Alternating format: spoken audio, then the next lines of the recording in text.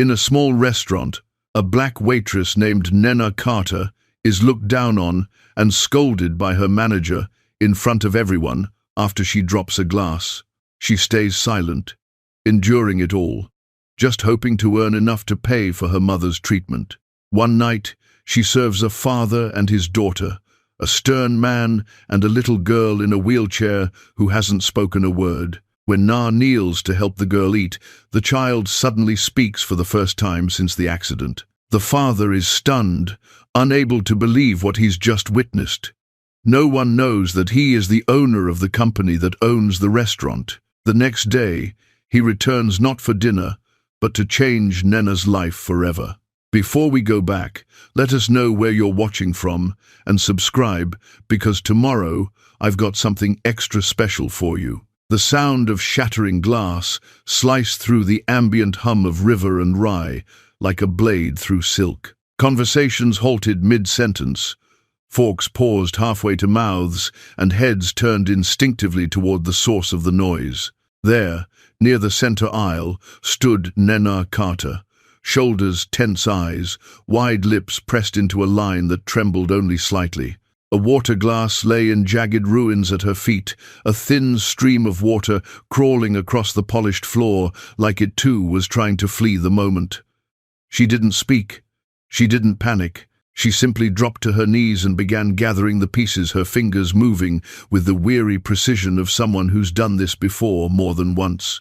Each shard stung her palm like a quiet reminder. You don't get to slip, not even a little. From across the dining room, a voice cut through the silence, sharp, nasal, and entirely too loud. "Third time this month, Carter comes out of your paycheck." That voice belonged to Mr. Green. Mid-50 seconds, pink-faced, wears authority like a badge and a cheap cologne like war paint. He stood at the host stand with arms crossed, surveying the scene like a general overseeing a failed maneuver. He didn't bother lowering his voice. In fact, he raised it, making sure the surrounding customers could hear him loud and clear. Some diners looked up visibly uncomfortable. Others buried their faces deeper into menus, pretending not to notice the public humiliation playing out in front of their dinner rolls. Na said nothing. She didn't defend herself.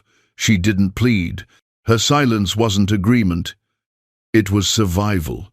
For someone like her, a black woman serving in a predominantly white upscale restaurant, survival sometimes looked like swallowing pride and picking up broken glass, while a room full of strangers quietly judged everything but the man doing the judging.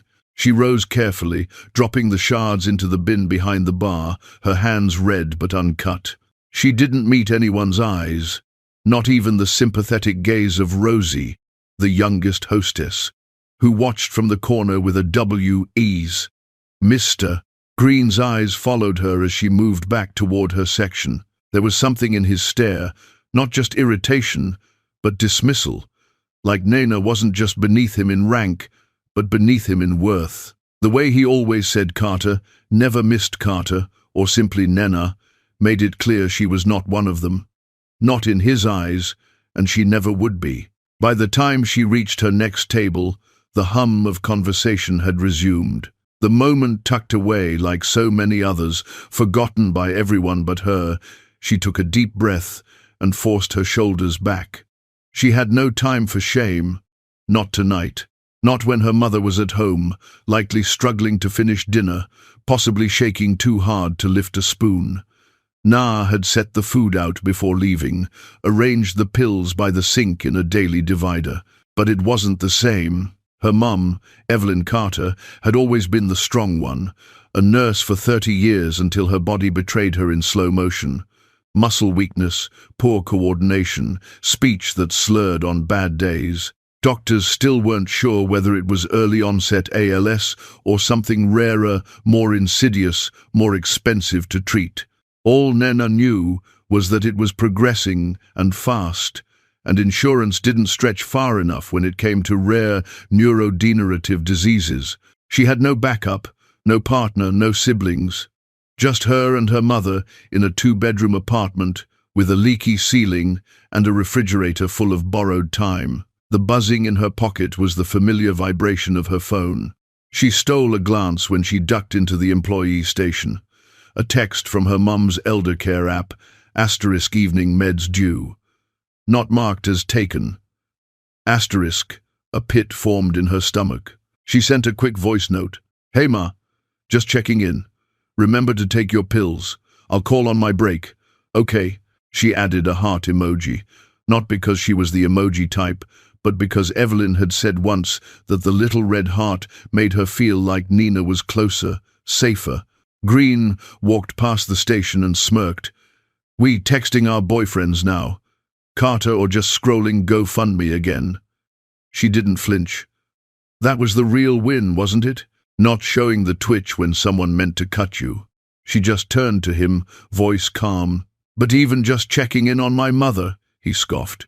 Maybe if you focused more on the customers and less on your little soap opera, we wouldn't be sweeping up after you. He looked her over with that same half sneer he always wore when addressing her. It wasn't just the broken glass. It was her existence that annoyed him. Nah could feel it like static under her skin. She turned away before her temper boiled over. Back to work. Always back to work. By 7 to 0 p.m., the dinner rush had reached its peak. Plates clattered, orders flew in, and the kitchen barked like a war zone. Nah moved table to table with practiced grace, the kind that comes not from joy, but from need. There were newer servers on the floor, college students working weekends for beer money or spring break savings. But Nena worked full-time, double shifts, 6 days a week. She didn't have the luxury of saying no to any table, even the ones the others avoided. So, when a new ticket came in for table 12, and Rosie murmured, "No one wants that one," Nah barely paused. "Why not?" she asked, already grabbing menus. "Just weird vibe," Rosie replied. "Dad in a suit, kid in a wheelchair. Didn't say a word when I greeted them. Like stared through me. Nah took the menus anyway. Then I guess it's my turn." She headed toward table 12.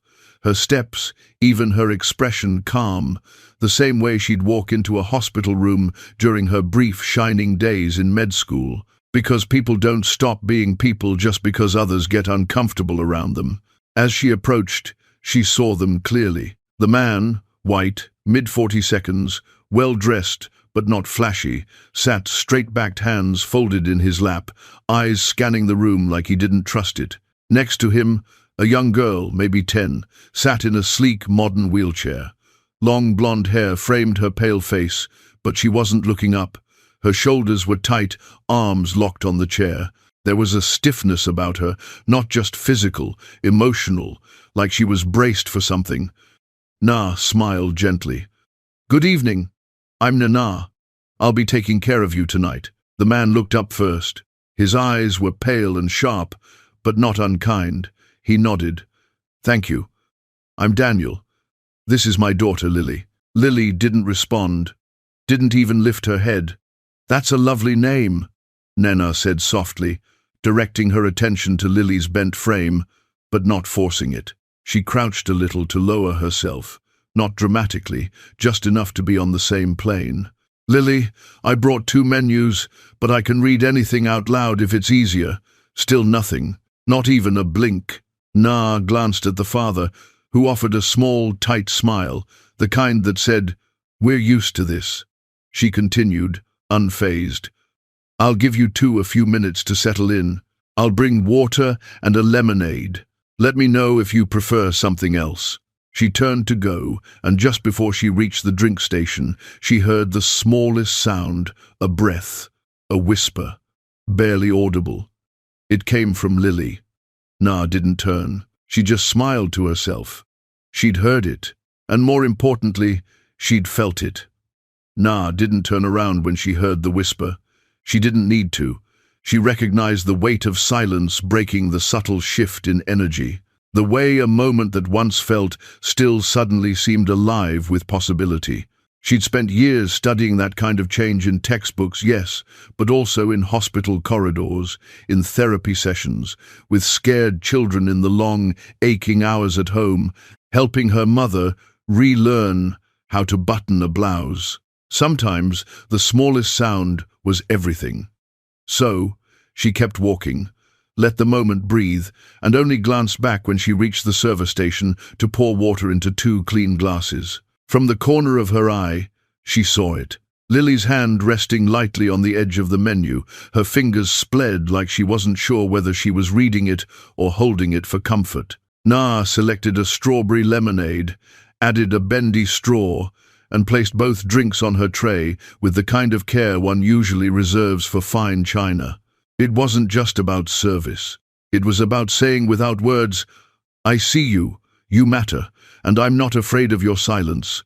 As she made her way back to the table, the chaos of the restaurant faded around her. The noise, the clatter, the ticking clock inside her head that usually counted tips by the minute, it all quieted. For once, she was simply present. "Here we go," she said, gently placing the water in front of Daniel with a practiced elegance, and then turning to Lily. She positioned the lemonade just within reach, aligning the straw to Lily's left side. The child didn't look up, but her fingers twitched slightly. "Nah, didn't miss it," Daniel noticed too.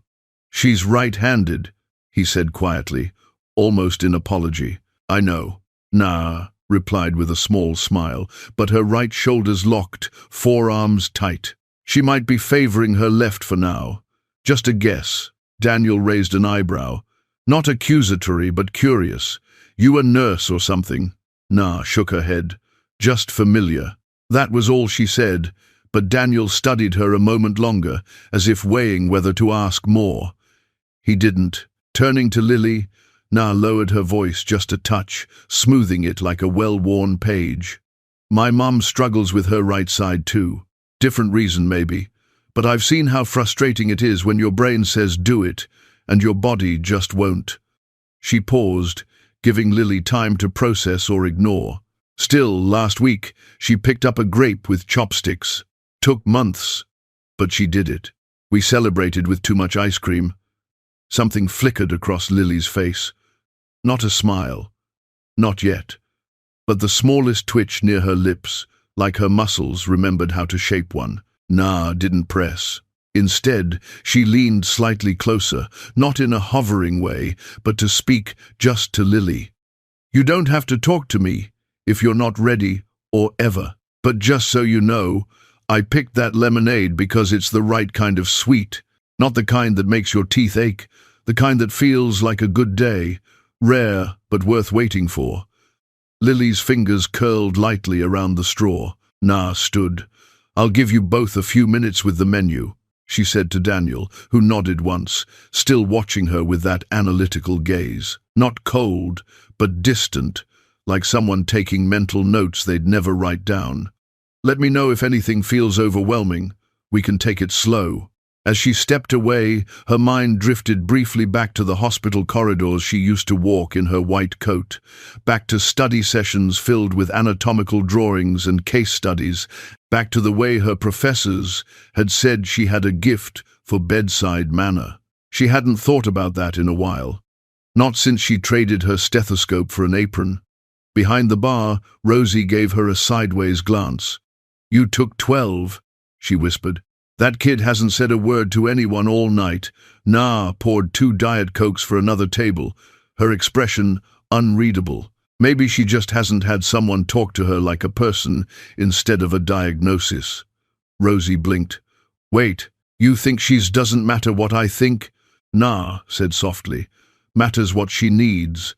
At that moment, she wasn't a server on a double shift. She was a woman who knew what it meant to feel helpless, who'd watched her own mother lose her independence inch by inch, who'd read every piece of literature she could find on neuromuscular disorders, not for a degree, but for survival. She brought out their food 15 minutes later, balancing plates with ease. "We have the grilled salmon with roasted asparagus," she announced, with a little flair, setting Daniel's plate down carefully. "And the most popular item among 10-year-old critics, mac and cheese with toasted breadcrumbs." Daniel blinked. She didn't order that. Na crouched slightly to meet Lily's gaze. She didn't have to. She looked at the picture for 5 seconds longer than anything else on the menu. Daniel gave a small, surprised laugh, not mocking, but genuine. That's impressive. Na winked at Lily. I have a very advanced degree in menu telepathy. Lily's gaze lingered on her longer this time. No smile, no words, but she didn't look away. And when Nena stepped back, Lily picked up the fork in her left hand and made an effort. It was clumsy. Half the noodles slipped, but she tried. Daniel, clearly taken aback, leaned forward. Lily, would you like some help? The girl stiffened, her jaw tightened. That question wasn't new to her, and the tension said she didn't want the answer to be yes. Before the frustration could mount, Na stepped forward, not in pity, but in partnership.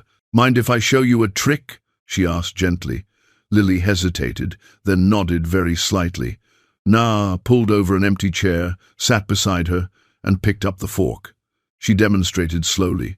If you shift your grip like this and rest your arm here, see that your hand won't have to do all the work. Your shoulder helps stabilize it. She handed the fork back. Lily tried again, better this time, still wobbly, but the bite made it to her mouth. Daniel looked like he might cry. You were in med school, he said softly. Na didn't look up. Almost 2 years, pediatrics.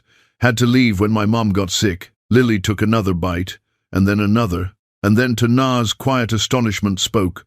That's why you know about nerves. Daniel inhaled sharply. It was the first time he'd heard her speak in public since the accident. Na nodded slowly. Yeah, I had to learn. The books helped, but real life taught me more.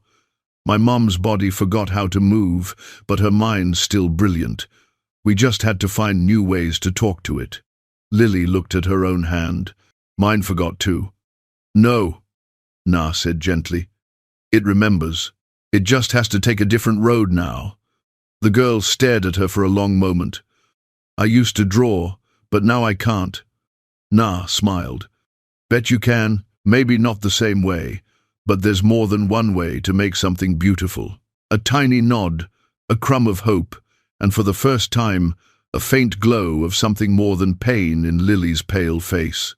As Na stood to leave, Daniel's voice stopped her. Thank you. She turned her expression warm. Just doing my job, but they both knew she wasn't. By the time Na finally stepped out into the cool night air, the weight of the day clung to her like steam from a closed kitchen. Her legs ached from 10 hours on her feet, and her arms throbbed with the dull exhaustion of carrying more than she should have. Plates, trays, tension, silence. She walked the 6 blocks home with her head down, counting cracks in the sidewalk. Each step a quiet echo in the dark. The neighborhood was quiet, mostly asleep, save for the occasional television flicker behind second-story curtains or the faint bark of a restless dog. When she reached her building, a weary 3-story walk up with paint peeling like tired skin, she paused at the bottom step, stared up at the flickering hallway light, and took a long breath before climbing. Inside, the apartment smelled faintly of medicated lotion and reheated soup.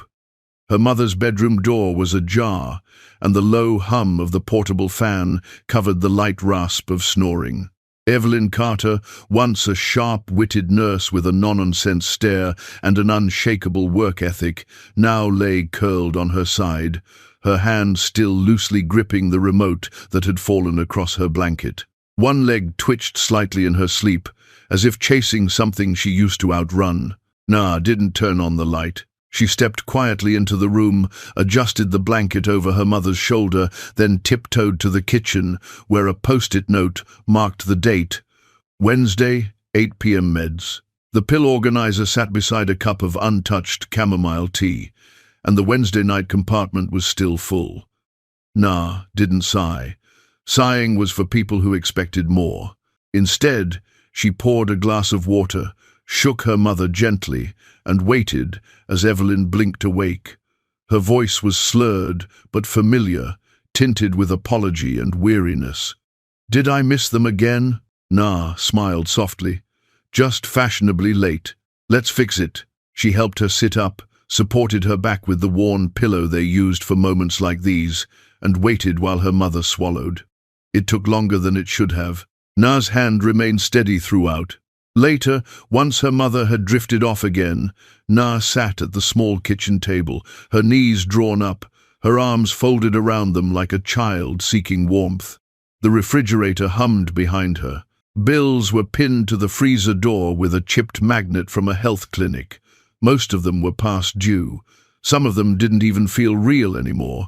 Her laptop sat closed on the table. The corner scuffed the charger barely holding. She opened it not to check emails or social media she hadn't scrolled in days, but to log into the old student portal at Kenmore Medical. Surprisingly, her credentials still worked. The university had allowed her limited access for future reapplication, though she wasn't sure what future they meant. She hadn't fully been a student for over 3 years, but the system still welcomed her like a ghost returning to a home that had long since been rented to someone else. The screen flickered, then settled on her profile. Carter Nanina, Pediatric Neurology Track, GPA, 3.87. Scholarship recipient. Emerging pediatric scholars.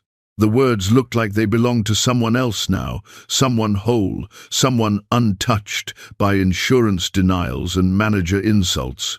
And Friday nights spent icing sore ankles. She clicked through old class notes, lecture recordings, and bookmarked case studies. The one she'd obsessed over: early intervention in pediatric hemiplegia. She remembered the article not for the content, though it was excellent, but because it was the last thing she read before her mother fell in the kitchen and couldn't get up. That night, Nina had rushed home without finishing her shift at the clinic. She never went back. The decision to leave wasn't sudden. It had been a slow, unraveling, missed classes, rescheduled exams, and anatomy lab she couldn't attend because her mother's tremors made her afraid to be left alone. The scholarship board had been sympathetic at first. Her advisor, Dr. Winters, had said, "We can pause. We can find solutions. Don't rush this decision." But Na hadn't rushed. She had lived the choice every day for months until there was no more room left to pretend she could do both. She'd written a single line in her withdrawal form: family medical emergency. Hope to return. But hope had quickly been replaced by reality, rent prescriptions, round-the-clock care, and the quiet terror of watching a parent fade in strength while staying painfully present in mind. Evelyn Carter never lost her intellect, just her body. That Na realized was the cruelest trick of all. She clicked over to her inbox half out of habit. Most messages were spam or health newsletters she hadn't unsubscribed from. But near the top, bolded and unread, sat an email from Dr. Winters dated 7 days ago. Subject: Pediatric Neuro Research Opportunity. Time sensitive. Nina stared at it for a long time before opening it. Nina, I hope this message finds you well. I know it's been some time, but your name came up recently during a faculty discussion about pediatric neurology. I mentioned your potential because, even after your withdrawal, no one forgot it. A funded research position has opened in our department. It includes full tuition remission and a stipend. The selection committee has already closed applications, but I advocated for a late submission in your name. If you're interested, we'd need your materials by the 15th. No pressure, just a window, should you wish to step through it warmly. Dr. Elaine Winters. The 15th was tomorrow. Na's chest tightened, not from fear, from something worse, that quiet, dangerous thing called hope. The kind that tapped you on the shoulder after 3 years of silence, smiled sweetly, and said, "Remember me." She began to type a reply, fingers hesitant. "Dear Dr. Winters, I'm honored by your message." Then she stopped.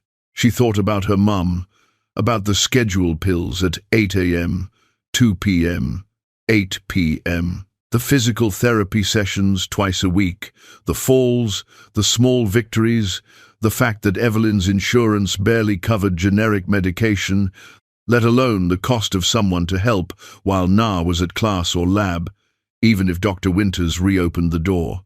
What then? Who would care for her mother?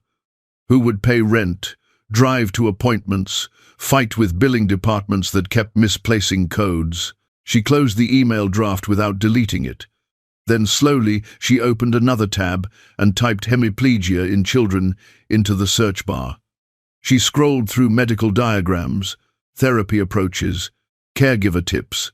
Her eyes landed on a case study written last year about an 8-year-old girl who'd lost use of her right side following trauma. The descriptions matched Lily almost exactly. Nah leaned back, eyes stinging. She hadn't just helped a child with mobility issues tonight. She had recognized the way Lily's shoulder slumped, the specific tension in her elbow, the way her fingers curled inward, the short, shallow breaths that came from emotional masking. These weren't observations a casual server could make. They were the instincts of someone who'd trained for this, lived alongside it, and carried the weight of it in both her academic and personal life. When Lily had spoken, it hadn't been an accident. It wasn't coincidence. It was connection. The kind textbooks couldn't teach. The kind that said, "I see you. I know what you're fighting. And I'm not afraid." Outside the window, the city glowed with soft orange halos around street lamps. Far in the distance, the lights of Kenmore Medical Center blinked faintly through the fog. It used to feel like home. Nah closed the laptop, sat there in the dark for a long time, not thinking, just listening to the hum of the refrigerator, the tick of the wall clock, the rhythmic breath of her mother sleeping down the hall, and somewhere deep inside her, the sound of a door she thought was locked, beginning just maybe to open again. The morning after, the email sat unanswered. Nah arrived at River and Rye 15 minutes early. The restaurant wasn't open yet, but the lights were on, and the faint clatter of prep work hummed in the background.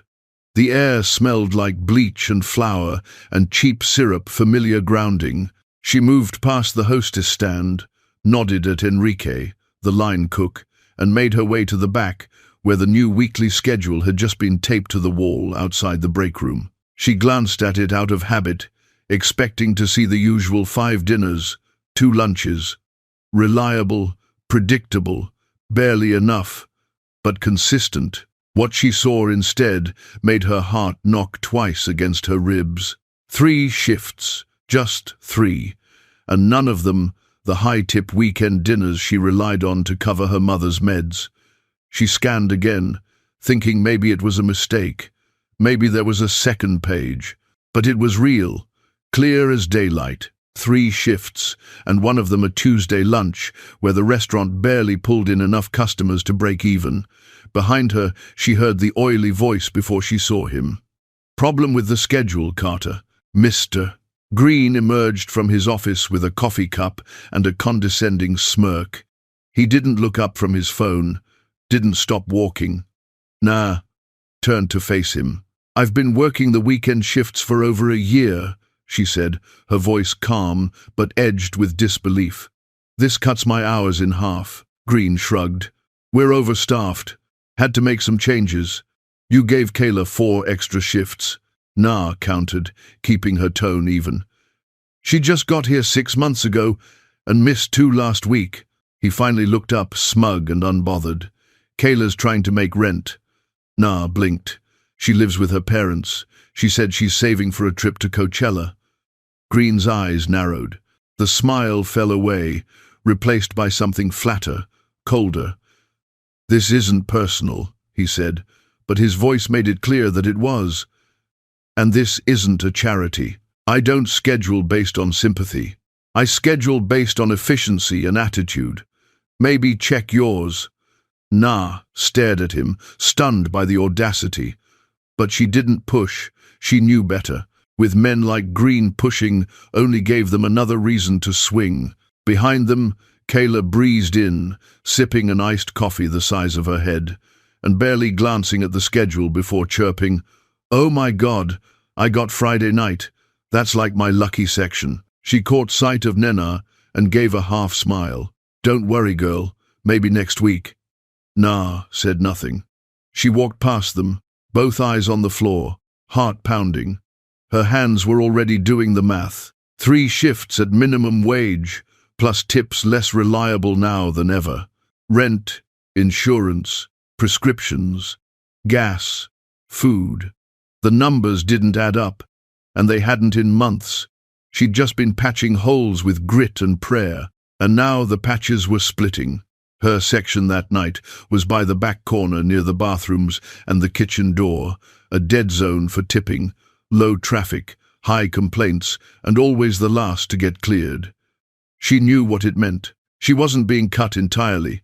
That would be too obvious. Instead, she was being squeezed slowly, strategically, until she gave up on her own. By 7:30, the restaurant was buzzing. Kayla and the other younger servers floated through the prime tables at the front, laughing too loud and charming middle-aged couples with tired smiles and polished flirtation. Na kept her head down, moving quickly between tables that didn't look up when they handed her their cards. Didn't say thank you. Didn't leave more than a few dollars on a $50 tab. At 8, Daniel Everett returned.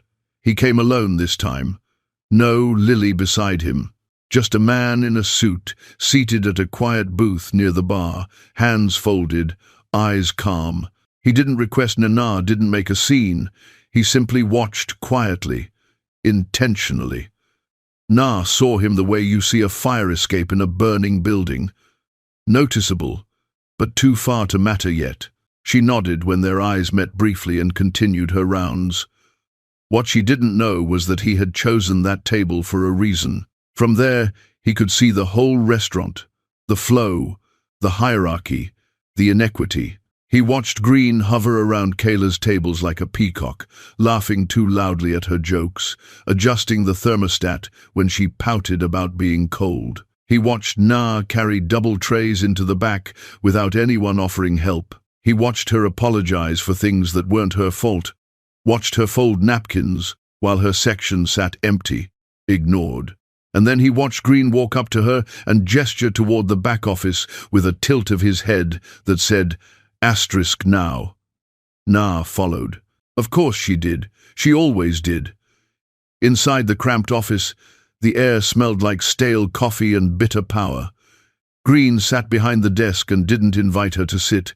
"Customers complained about wait times in your section tonight," he said, not looking up. "I had 4 tables and a 15-minute backlog from the kitchen," Na replied. "I kept drinks full and didn't miss a single order." He looked up now. "Still not good enough." She exhaled slowly. "Is this really about performance?" His smile returned poisonous. "You want to play Nurse Carter? Maybe you should go back to med school. But as long as you're here, act like staff, not Florence Nightingale." Na's eyes didn't blink. "I didn't realize helping a disabled child eat dinner counted as insubordination. It counts as wasting time," he said. "And this is a business. We don't have time to waste." Her fists clenched at her sides. "She's 10 years old. She's not your kid," Green snapped. "And this isn't a therapy center. You want to be a saint, do it on your own time. While you're here, I need fast. I need efficient. I need invisible." For a moment, the room pulsed with silence. And then Na said clear and low, "Maybe I will go back to med school." Green chuckled. "Well, until then you work for me. Tuesday lunch shift. Don't be late." He tossed a tip envelope across the desk. It landed lightly like a joke. Na picked it up, felt the weight, or the lack of it. $43, 10 hours of service and barely enough to fill a tank of gas. She walked out of the office without a word, past the laughter at table 6, past the smell of truffle fries and cheap wine, past Daniel Everett, who watched her without moving. Their eyes met again. By the time Nena returned to the floor that evening, her body was already in protest. Her lower back screamed from the weight of the double shift, and the ache in her feet pulsed with the kind of fatigue that no cushion-soled shoe could fix.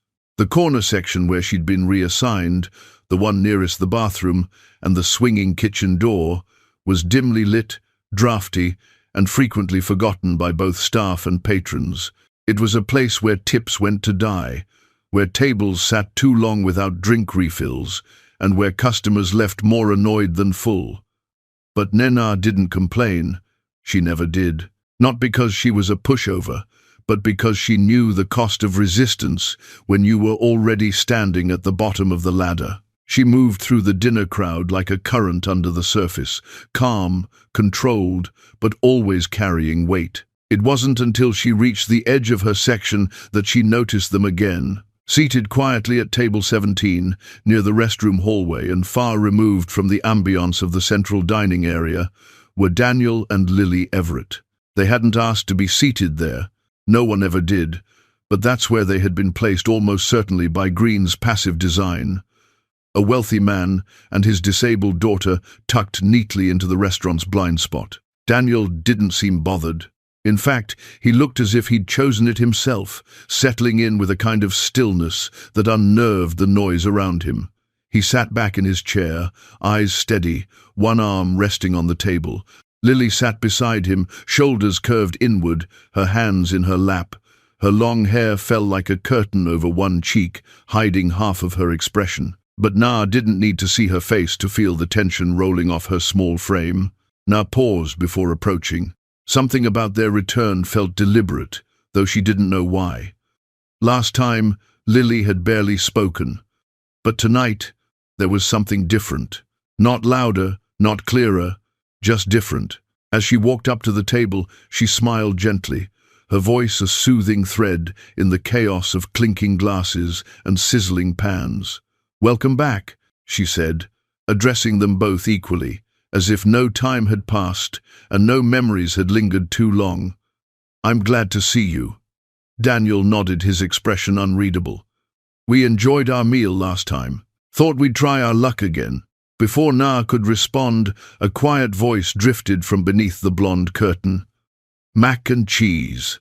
Na turned to Lily, whose gaze remained fixed somewhere on the table.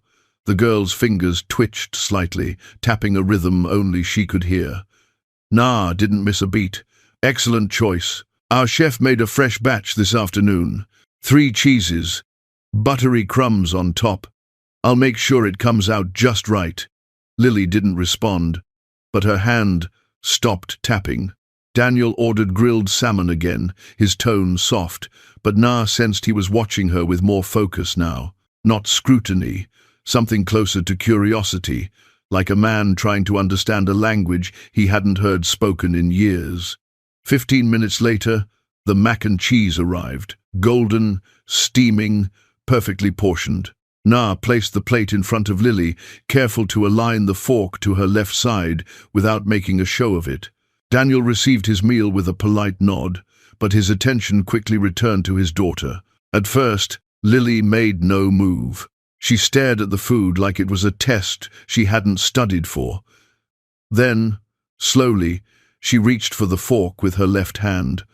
Her fingers curled awkwardly around the handle, the muscles in her forearm tensed. She tried to lift a bite, but the fork shook in midair, spilling its contents before reaching her mouth. The second attempt was no better. On the third, the fork slipped completely, clattering against the plate with a sharp clink that cut through the hum of nearby conversations. Lily's face flushed deep red, her lips pressed together, the hand that had reached so carefully now clenched into a trembling fist. Daniel leaned in, reaching out instinctively. "Let me help." "No." The word burst from Lily like a spark from a frayed wire. Daniel froze. His hand stopped midair. Uncertain, his expression tightened, not in frustration but in pain, that helpless, hollow kind that only parents know when their child suffers and there's no comforting fix. That's when Na moved. She stepped forward quietly, pulled up an unused chair from the next table, and sat down beside Lily. She didn't ask permission. She didn't clear her throat or announce herself. She simply entered the moment like someone who belonged there. "Hey, Lily," she said, her voice level, unhurried. "Mind if I join you for a second?" Lily didn't answer, but she didn't resist either. Her hands were baldled in her lap, shoulders rigid. Na picked up the fork, gently held it in her own left hand. "Can I show you something?" she asked.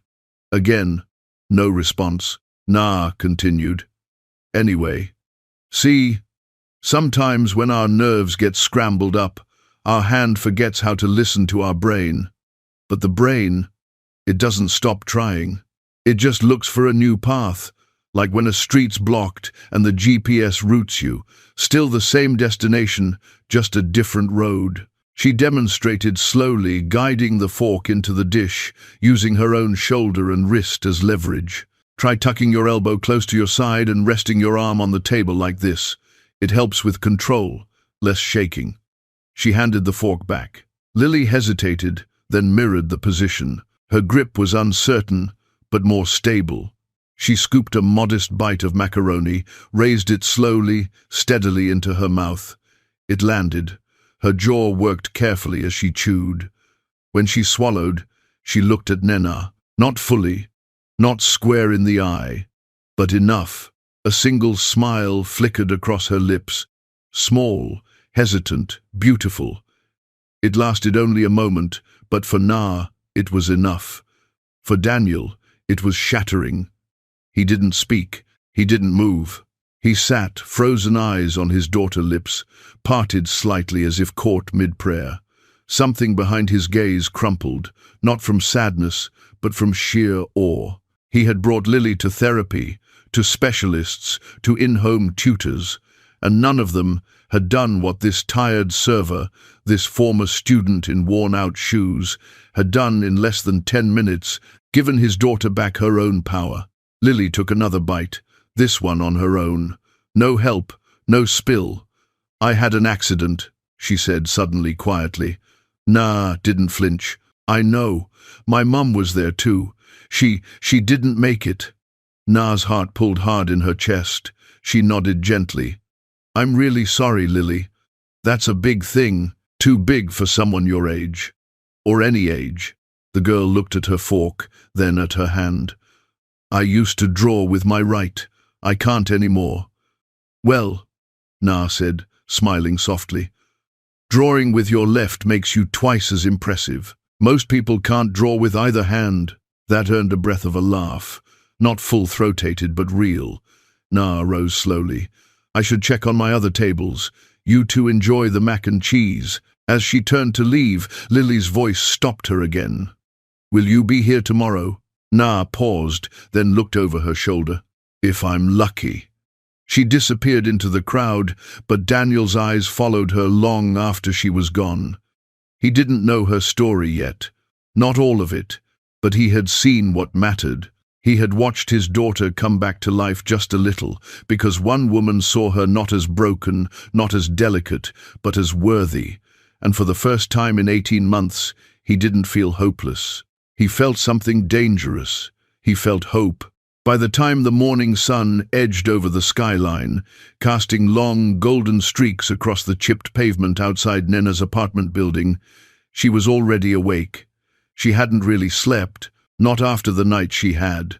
The image of Lily's small, trembling hand gripping the fork of the bite of mac and cheese, making it all the way to her mouth of that fleeting, beautiful smile. It haunted her, but in the best possible way. It had felt like a victory, a quiet, deeply personal one. But in her world, victories didn't pay rent. Kindness didn't get you more shifts. And so, when her phone buzzed before 7 a.m., a text from Green flashing bluntly on the screen, "Come in, 800 sharp. We need to talk." The unease returned like a tide. She dressed carefully, not because she expected anything good, but because she wanted to walk into that building with her head high, no matter what was coming. The restaurant was still half dark when she arrived. Chairs were upside down on tables, the scent of lemon sanitizer still fresh in the air. Green was already in the back office. The door opened just wide enough to suggest he wasn't in the mood for questions. Na stepped inside, shoulder straight, voice neutral. "You wanted to see me?" Green didn't look up right away. When he did, his smile was thin, performative, the kind of smirk that never reached his eyes. "Have a seat," he said, though the tone implied she might as well not bother. She stood. "Last night," he began, flipping through a clipboard without really reading it. "You spent nearly 40 minutes at one table. That's not what we pay you for, Carter." Na felt the words tighten in her throat, but she kept her voice even. "She's 10 years old. She's recovering from a neurological trauma. She fed herself for the first time in over a year. And what does that have to do with running food? He snapped, finally looking up. This is a restaurant, not a rehab clinic. If you want to volunteer at some children's ward, be my guest. But while you're here, you follow policy. We serve. We don't fix. Her jaw tensed. Are you firing me? Not yet, he said, almost gleefully. But I am cutting your shifts. 2 a week, 1 lunch, 1 dinner. You're not worth the labor hours. The words hit harder than she expected, even though she'd braced herself for the worst. 2 shifts wouldn't even cover her mother's prescriptions, let alone groceries or rent. Still, she didn't let him see her flinch. He slid an envelope across the desk. It landed like a slap. She picked it up, lighter than it should have been. When she opened it, she found only $43 in tips. Adjusted, he said before she could ask. Kayla covered more tables while you were otherwise occupied. Nah stood for a long moment, envelope in hand, anger rising like heat, but held tightly under control. She turned and left without another word. She was almost to the break room when a voice stopped her. Miss Carter, would you come back in, please? The voice wasn't Green's. It was deeper, calmer, familiar. She turned slowly and saw him, Daniel Everett, seated now in Green's office across from the desk. His presence filled the room, not with noise, but with weight. He was no longer the reserved, quiet father from the dining room. His posture was different. Authority radiated from him like electricity. Green was standing now, 2 stiff eyes darting from Daniel to Nina, like a man slowly realizing he was no longer in control. Mr. Everett, with all due respect, this is an internal matter. You can sit, Daniel said coolly, not looking at him. You've said enough. Nah. Step back into the office, confused, guarded. Daniel gestured to the chair opposite him. This time she sat. Miss Carter. He began tone, formal, but not cold. You've had an eventful few weeks, haven't you? She didn't answer, not because she didn't have words, but because she had too many. He continued. What you don't know is that River and Rye is one of several restaurants under the Bennett Hospitality Group. I own it. Have for about 6 months now.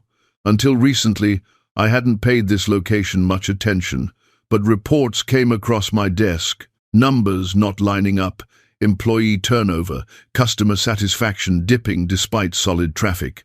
So, I decided to see for myself. He turned his eyes to Green, whose face was draining color by the second. Imagine my surprise, Daniel said, voice sharp as glass, when I found a manager who plays favorites, manipulates schedules, and penalizes staff who show compassion. Green tried to recover. I wasn't aware you were coming. If you'd informed me, I could have.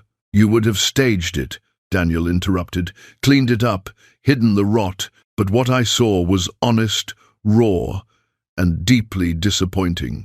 He opened a folder on the desk, pulling out documents, payroll summaries, schedule logs, tip share discrepancies, even a printed transcript from security footage. I had my team audit your books last night. The discrepancies aren't just poor management, they're unethical, possibly illegal. Green's face twisted. He stood, defiant. You set me up. You and that little crippled brat.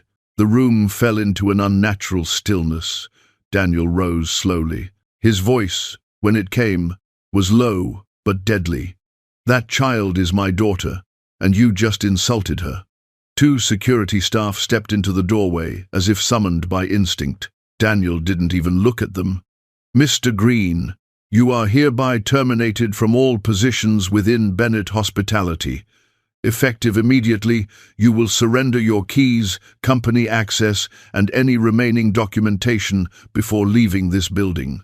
Now, Green opened his mouth, then closed it again. The fight drained out of him like air from a balloon.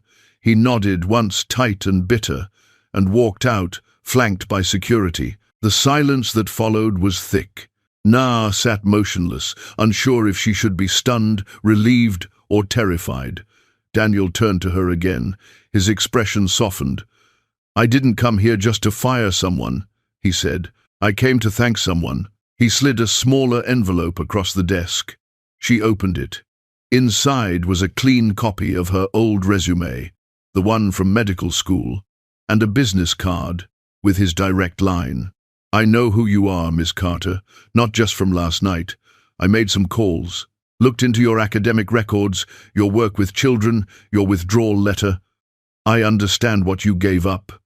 She swallowed. Words still felt unsafe in her mouth. I saw what you did for my daughter, he said, and I saw what your manager did in response. That imbalance says everything.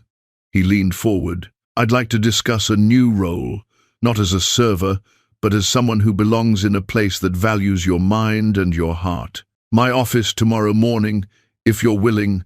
She stared at him at the card at the open space where Green used to sit, and for the first time in a long, long time, she felt the air shift. It wasn't rescue, it was recognition. The elevator ride to the top of the Bennett Enterprises tower was nearly silent, saved for the soft hum beneath Na's feet and the rapid beat of her heart. It wasn't the height that unnerved her, but the weight of the moment. She had worn her best blouse, ironed the night before, and tucked her hair into a low bun like she used to for her medical school abs. Still, she felt out of place, like a ghost of a life interrupted. The receptionist had greeted her by name. Not Miss Carter, not the server from River and Rye, but Nena, like she belonged here, like her presence was expected. That detail alone had made her eyes sting more than she wanted to admit. When the doors opened, she found herself not in an office, but in a lounge space that looked more like a living room than a corporate reception area. There, at a low glass table, surrounded by sunlight, and a halo of colored pencils, sat Lily. The girl was focused tongue, slightly peeking from the corner of her mouth. Lost in the arch, she clutched in both hands. She looked up when Nena entered and smiled. I drew you something, Lily said without preamble, holding the page out with a small, proud gesture. Na took it slowly, heart already tight. It showed 4 figures. Lily in her wheelchair, Daniel standing beside her, a woman with wings floating in the sky, and Nena in a white coat stethoscope and a bright smile drawn in red crayon. They stood in front of a big building labeled Emma Bennett Center. That's you, Lily pointed. I gave you a doctor coat because you help people get better like real doctors do. I think Mommy would have liked you. Na didn't trust herself to speak. She just squeezed the girl's shoulder gently before Daniel appeared, his tone warm but composed. We're ready whenever you are. She followed him into a spacious conference room with wide windows, polished wood, and a view that seemed to stretch across the whole city. A folder waited on the table, thick with printed pages and handwritten notes. But Daniel didn't start with paperwork. He poured her a cup of tea first. You're not here for a pitch, he said. You're here because you deserve to choose. No strings, no illusions, just options. He opened the folder and spread out 3 separate documents, each neatly labeled. Option 1. He began sliding the first toward her general manager at River and Rye. Full authority, triple the salary you were earning, full benefits, support for your mother's care. If you want stability, it's yours. Na nodded slowly. She didn't need to read the fine print. It was generous. Generous enough to change her life. But something in her didn't stir. Not yet. Daniel moved to the second option too. Bennett Foundation Health Initiative. Community health work. Pediatric outreach. You'd be trained and supported. You'd work with children in underserved areas. It's not clinical, but it's impactful, and you'd be making a difference. Still, Nena said nothing. Her eyes drifted toward the third document, the one with a medical school logo embossed in silver. Daniel followed her gaze. Option 3 is more complex, he said. We've partnered with Monroe Medical to reopen your file. They're offering you re-entry into their program with full scholarship coverage, tuition fees, housing, everything. Na blinked, stunned. Her mouth opened slightly, but no words came. In addition, he continued, You would be formally contracted to serve as Lily's private therapy liaison, 3 days a week, home-based engagement. We want you in her life, not as charity, but because you're the one who helped her speak again, smile again, eat on her own. Your work has changed her." He leaned forward, voice steady. "This would come with a substantial salary, enough to support your mother comfortably. We've also secured a caregiver plan for Evelyn, around-the-clock coverage, transportation, medical support, everything." Na stared at him, then looked at the paper again. It didn't feel real. It felt like fiction, like the kind of story people tell in movies, but not in life. "Why?" she asked finally, her voice almost a whisper. "Why me? Why not just hire a specialist?" Daniel's expression didn't waver. "Because my daughter doesn't talk to specialists. She talks to you. You see her, not as a case, as a person. And because you've done more without a degree than some with a wall full of them. You didn't ask for this. You earned it quietly daily without anyone watching. And now someone is." Na lowered her eyes. For a long time, the only sound in the room was the faint ticking of a wall clock. Then she took a breath. "Is this about Lily? Or is this about you needing a doctor you trust?" Daniel didn't flinch. "This is about both. I need someone Lily chooses. She already has. The rest is up to you." He stood, then smoothing the front of his blazer. "Take your time. The offer stands. Whatever you decide, we'll respect it." He left the room without waiting for thanks. Na sat alone. The city skyline stretched before her, Lily's drawing still in her lap. A white coat, a building with her name inside it. A family that once didn't include her, now imagined with her in it. Not because she demanded it, but because she made herself part of it through compassion, presence, and something deeper than obligation. And for the first time in years, the question before her was not how to survive, but how to live.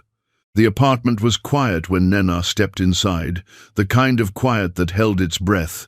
Her shoes moved soundlessly across the worn linoleum, the weight of the folder still pressed against her side like a second spine. She set her bag down gently on the kitchen table and eased into the chair beside it, slowly unzipping the pouch to retrieve what felt less like documents and more like questions about who she could become. She didn't open them yet. Instead, she unfolded the piece of paper tucked between the pages, Lily's drawing now slightly creased, but still glowing with the sincerity only children possess. 4 figures stood in front of a sunlit building labeled Emma Bennett Center. Lily sat in her wheelchair, smiling. Daniel stood behind her. A woman with soft wings hovered above, surrounded by stars. And then there was Na, drawn tall in a white coat, with her hand in Lily's. The smile on her cartoon face matched something Na hadn't seen in a long time in any mere belief. She didn't sleep that night. She stayed at the table long after the light had dimmed, the only glow coming from the refrigerator and the pulse of the city filtering through the window. Thoughts swirled, not of money or title, but of responsibility, of possibility, of fear. What if she returned and failed? What if she wasn't enough? What if the world she left had moved on without her? She placed the drawing gently on the table and pressed her palms flat beside it. Her fingers trembled slightly, not from exhaustion, but from the magnitude of what she had been offered, not a handout, but a door. By morning, the light was soft, almost apologetic. Her mother was already up, sitting by the window with her hands curled around a mug of chamomile tea. Her robe hung loosely, a knit shawl draped across her shoulders. Evelyn Carter looked fragile in the light, yet anchored in a way only women who had survived years of silent battles could be. She looked up as Nena approached, her eyes sharp beneath the fog of fatigue. "You walked different last night," Evelyn said quietly. No accusation, just observation, like the world had shifted a little. Na pulled out the opposite chair and sat. She didn't respond right away. She let the question hang between them, suspended in the steam from their mugs. "They offered me something," she said finally, "actually 3 things. One of them, I never thought I'd get back." Evelyn didn't speak. She waited. She always had the kind of stillness that made others fill silence with honesty. "They want me to go back to medical school," Nina continued. "Monroe, full scholarship, housing, books, everything. They even made a plan so you'd be taken care of. Not just financially. Home, healthcare, transportation, a real system." Her voice caught. She blinked twice quickly. "And in return, I work with Lily. 3 times a week. Structured sessions. It's official, but personal. She asked for me." Evelyn's hands tightened slightly on her mug. For a long moment, she didn't look up. "I used to lie awake at night," she said finally. "Back when the bills first came and your tuition notices kept arriving. I wanted to be strong enough to tell you to stay in school, to fight through it, to believe it would all sort itself out. But I couldn't. I couldn't watch you break trying to fix me."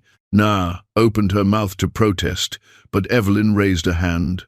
"You never said a word about blaming me, but I know you paused your life for mine.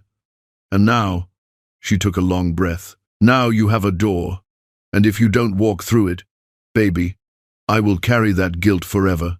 Na reached across the table and took her mother's hand, her grip steady. "You didn't take anything from me. You taught me how to be someone worth offering the door to." Evelyn looked at her daughter like seeing the same child who used to bandage dolls and sit beside her bed, whispering anatomy terms from textbooks. "Then don't wait for permission. Take it. Go back, but go for you. Not to prove anything. Not to fix the past just because it's who you are." Na stood a little while later, the drawing in one hand and her phone in the other. She stepped out onto the fire escape, the morning sun just rising above the east buildings, painting the bricks with gold. She flipped over the drawing and wrote with deliberate strokes, "Maybe I wasn't lost. Maybe I was waiting for the right reason to return." She looked at her phone. Daniel's name hovered in the message screen. She didn't rehearse. She didn't overthink. She just typed, "I'm ready. Tell Lily I'll bring snacks to our first session." The response came in under a minute. "She says she likes grapes and cheddar. We'll see you Sunday." Na smiled, not the nervous smile of someone stepping into the unknown, but the soft, grounded kind of smile that comes from remembering who you were before the world got too loud and knowing finally you get to become her again. The morning Na returned to Monroe Medical. The sky was the kind of pale blue that made everything below it feel calmer than it was. She stood before the mirror in her modest apartment, buttoning the crisp white coat she had folded away 3 years earlier, her fingers lingering on the embroidered name tag stitched above her heart. N. Carter. The fabric felt familiar yet foreign, like trying on a version of herself she hadn't worn in too long. Behind her, Evelyn sat near the window, wrapped in a knitted shawl, her eyes soft but awake with a clarity that had become more frequent since the care schedule had stabilized. She didn't say much, but her voice carried what mattered. "Same coat," she murmured. "New story." Na smiled at the reflection of her mother, then back at herself. She hadn't stepped into a classroom in years, hadn't held a medical journal or debated a diagnosis with peers. But somehow the act of standing there, dressed and present, already felt like a kind of reclamation. She kissed her mother on the forehead, grabbed her bag, and walked out the door with less hesitation than she expected. Campus was both unchanged and unrecognizable. The buildings stood where they always had, but the faces were new or younger, and Nena was now the woman returning, not the student just arriving. As she entered the lecture hall, a few heads turned. Some looked curious, others indifferent, but no one whispered. She found a seat near the front, unpacked her tablet, and laid out a neatly folded notebook beside it. She didn't want to blend in.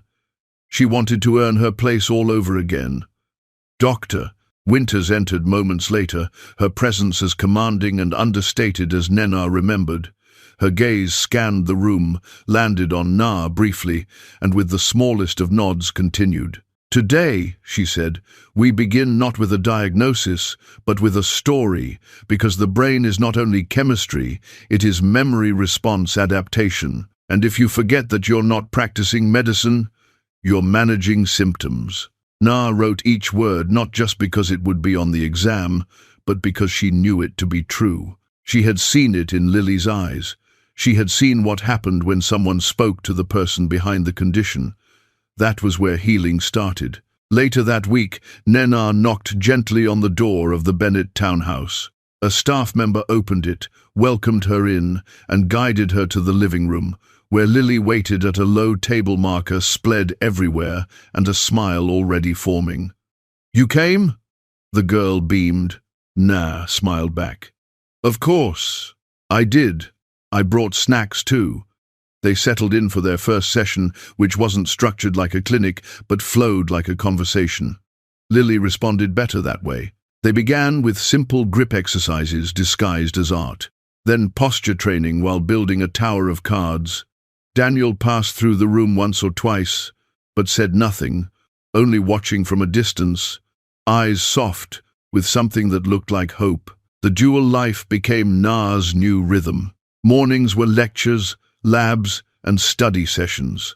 Afternoons were therapy with Lily. Evenings often ended at home, where Evelyn asked gentle questions about the coursework and sometimes shared memories of her own hospital stays with wry humor. Nena took notes on everything, not just the curriculum, but how Lily tilted her head when trying to form a difficult word, how her hand tensed when tired, how joy flickered on her face when a task she couldn't do yesterday suddenly became possible. It wasn't easy. There were moments she doubted herself when the weight of both worlds pressed on her shoulders like twin anchors. But every time Lily laughed, or a professor praised her insight, or her mother looked at her without apology in her eyes, Na found footing again. One evening, after Lily managed to open a juice box without help for the first time, she turned to Na and said, "I think I'm getting good because you don't look at me like I'm broken." Na sat still for a moment, then said, "You're not broken. You're rebuilding. There's a difference." By the end of the semester, Nana was asked to join a pilot program in pediatric neurorehabilitation, a new branch linked to the center Daniel was funding. She sat in the first design meeting alongside seasoned professionals and offered suggestions drawn not from theory, but from her time with Lily.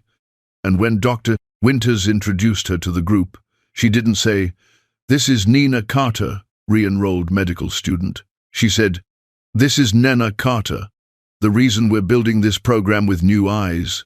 Na stands before a small group of students and therapists in training, not as a peer, but as a guide. A slide flickers behind her, showing an abstract diagram of pediatric neuroplasticity, but she steps in front of it and speaks from her notes with her own cadence. "Recovery isn't linear," she says, "and it doesn't always start in a hospital. Sometimes it starts with a glass of lemonade, with a laugh, with someone asking the right question. My patient's name is Lily. She taught me that healing begins where someone decides to stay, even when it's hard. There's no applause, just nods. Silent understanding. And Lily, sitting in the back leg, swinging freely now, drawing in a fresh notebook labeled Dr. Nena's class. Na glances at her, then looks out at the room. "If you forget everything else," she says gently, "remember this. We don't treat the illness. We meet the person, and if we're lucky, they let us walk with them a while." 1 year had passed since Nena Carter walked back through the doors of Monroe Medical and into the life she thought she had left behind. A lot can change in a year. The crisp white coat she wore no longer felt like borrowed armor. It molded to her like a second skin marked not only by the name stitched across the chest, but by the weight of hours, lessons, laughter, and setbacks stitched into every crease.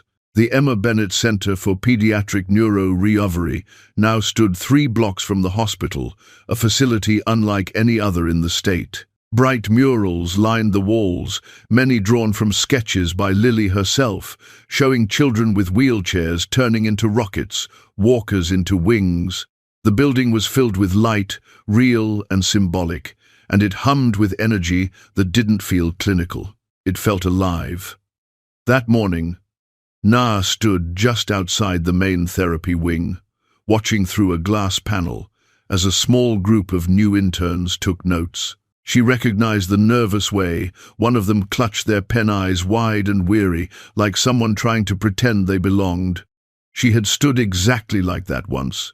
Maybe still did sometimes, though it showed less now. Behind her, Lily wheeled up, dressed in a soft yellow volunteer shirt with the Sense logo embroidered above her heart. Her steps had improved, not perfect, but steady. The wheelchair was still a part of her life, but it no longer defined the whole of it. She grinned when she saw Nena. "I told them the gummy bear game works better than the beanbag one," Lily announced, gesturing toward the therapy group. "They didn't believe me. Rookie mistake." Na laughed, placing a hand gently on the girl's shoulder. "Let them learn the hard way. That's how we grow, right?" Lily nodded, then looked at her seriously. "You were right about everything." Na didn't reply, just gave the girl a look that held both affection and respect. Behind every confident word Lily spoke now lived months of quiet perseverance, of choosing courage over comfort, and Nena knew better than anyone that every step forward had been earned. In the evenings, when the center grew quiet and the halls emptied, Nena sometimes returned to the small office they had given her. The walls were still bare, except for a single drawing, the one Lily had given her long ago, now framed and mounted. It still showed the same four figures, Lily, Daniel, Nena in a white coat, and Catherine above them with her angel wings. Beneath the image, in slightly neater handwriting than before, Lily had added, "Thank you for not giving up on me, so I didn't give up on me either." That frame reminded Na of what mattered on days when insurance calls, data reporting, and bureaucratic meetings threatened to drown the mission. She wasn't just a clinician anymore. She was now part of designing the Sense long-term pediatric neuro program, hiring new therapists, and consulting on specialized curriculum with Monroe's residency faculty. And yet, she still showed up for every one of Lily's sessions, not because she had to, but because she wanted to. The connection between them had gone far beyond recovery. They were now each other's proof that healing wasn't a solo act. Back home, Evelyn had grown stronger. The new care structure allowed her to resume some of the things she'd once loved, tending a few potted herbs on the windowsill, reading aloud from the newspaper, leaving Nena gentle voice messages with her thoughts on books she was revisiting. That evening, over a quiet dinner of rosemary chicken and rice, she glanced at her daughter and asked, "Are you tired, honey?" Na took a long sip of water, then smiled. "Yeah, but I think it's the right kind of tired." Evelyn nodded slowly. "You're building something now. That kind of work always makes you tired in a good way." That weekend, Daniel stopped by the center with Lily to drop off a new shipment of adaptive art supplies donated by the Bennett Foundation. He didn't stay long. He knew his role had changed too, where once he had needed to intervene, now he simply provided support, the way strong roots hold the tree, but do not dictate the direction of its growth. Before leaving, he and Na shared a quiet moment in the main hallway. Daniel glanced through the window into the therapy room where Lily was showing a younger child how to hold a crayon using a grip Na had taught her months ago. "She's teaching now," he said, half in wonder. Na watched, two eyes soft. "That's what healed people do. They pass it on," he nodded. Then, after a pause, "You've become something rare. You know that. Not just a doctor, a bridge." Na looked at him, expression clear. "Then, I hope I lead somewhere good," he smiled. "You already do." In the final moments of the day, the sun began dipping behind the city skyline, casting long shadows across the entry hallway of the center. A group of new parents stood nervously just outside the therapy room, holding clipboards, their expressions a mix of worry and weary hope. Na opened the door to greet them, her presence calm but commanding. She wore her white coat again, this time with a new patch sewn beneath her name, Director, Pediatric Recovery. As she welcomed them inside, Lily stepped forward and took one parent's hand. "It's scary at first," she said, "but it gets better." Dr. Na helped me find the parts of me I thought I lost. Nena didn't need to say anything. She just stood quietly, letting the space speak.